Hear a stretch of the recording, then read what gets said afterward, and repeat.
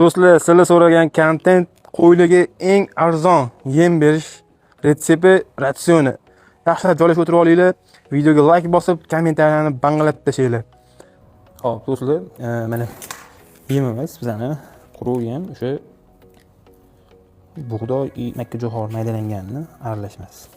O'lchaveramiz. Bu bir mahalga o'zi quruq yemni aytganimdek 1 kilo kundaga tushadigan bo'lsa, bu bir mahalga tushadi. Dash undan ham kam 10 kilo qilganman bu yerda. 10 kilodan sal ziyodroq chiqadi. 700 grammaga mana rovni 10 kilo tortib olib kelganman.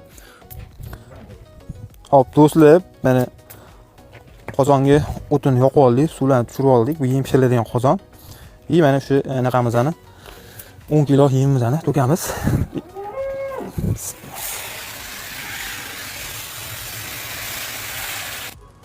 O't oldirish jarayoni.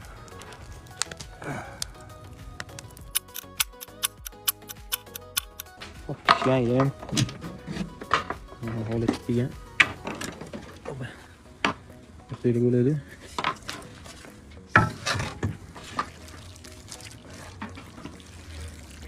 Hop, do'stlar, ko'rsanglar bo'ladi. Boshida bitta dona mana shu anaqani to'ldirib olib kelgan edim. Quruq donni o'zini 3 ta chiqdi. Cho'lasini ham vesi.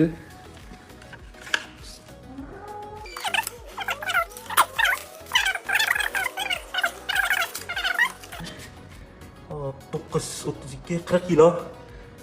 Plus yem bo'ldi. Bunga hali yana atalib bo'lganligi uchun ozgina ana qo'shib yuboramiz. Kepi.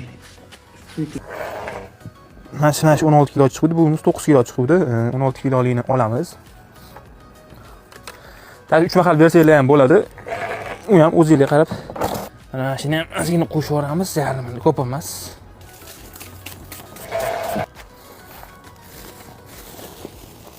Kepi olamiz.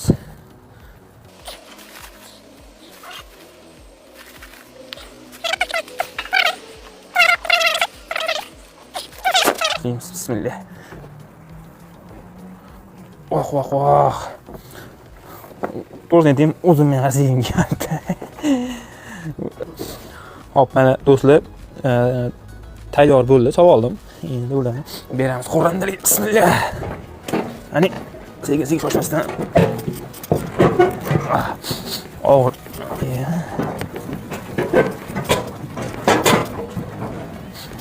Ular anaqasini yeb bo'lishdi. Tipir qilishadi. Sekin beraman. Bizib tashlayapti, bizib sindirib, og'irlarini ag'darib. Hop, do'stlar, ko'rsanglar bo'ladi. Bitta qo'chqorimizga 1 kilo rasxoti, bug'doy, makkajo'xor, kepelarni aralashtirib, somonlar bedalan berganimizda 4 so'mdan tushyapti. 4 so'mlik rasxot tushyapti. Bundan arzon yem bo'lmasa kerak. Bunaqa foydali ma'lumotlarni Telegram kanalimda batafsil yozib ketdim. Kirib obuna bo'lib qo'yinglar.